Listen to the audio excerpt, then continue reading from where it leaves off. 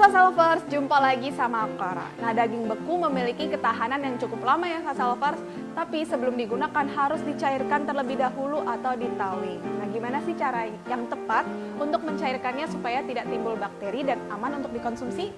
Kita langsung lihat aja tips berikut ini. Tips yang pertama, pindahkan ke chiller. Nah, jika Sasa Lovers hendak memasak daging esok paginya, maka Sasa Lovers bisa menggunakan cara ini untuk mencairkan daging.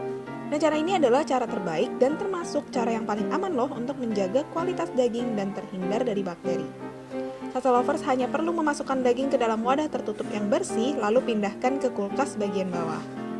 Tips yang kedua, rendam daging di air dingin.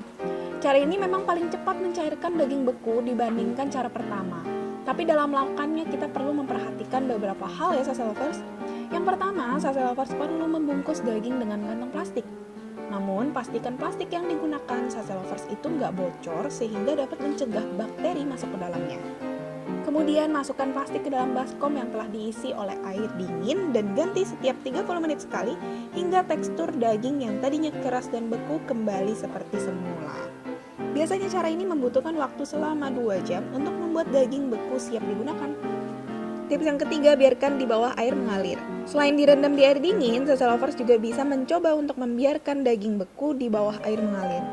Namun sebaiknya daging beku juga dalam keadaan terbungkus rapat dengan plastik ya Sasa Lovers, supaya mencegah bakteri masuk ke dalam. Alirkan air selama beberapa menit hingga daging tidak beku lagi. Nah, tips yang terakhir adalah menggunakan oven microwave. Untuk mencairkan daging beku dengan microwave, jangan lupa untuk menggunakan wadah yang tahan panas ya Sasa Lovers. Tutup dengan penutup yang tidak bersentuhan langsung dengan daging, dan pastikan tidak ada cairan daging yang keluar dari wadah tersebut. Selain itu, tinggal nyalakan deh. Dan meskipun cara ini adalah cara yang paling cepat untuk mencairkan daging beku, namun hanya disarankan untuk daging yang akan langsung diolah aja ya. Nah, itu tadi cara mencairkan daging secara tepat nih Sasa Lovers. Setelah dicairkan, daging harus langsung diolah ya, supaya tidak ada kontaminasi silang dan juga aman untuk dikonsumsi. Jangan lupa untuk dipraktekkan dan semoga tips ini bermanfaat. Sampai ketemu di tips-tips lainnya. Dadah!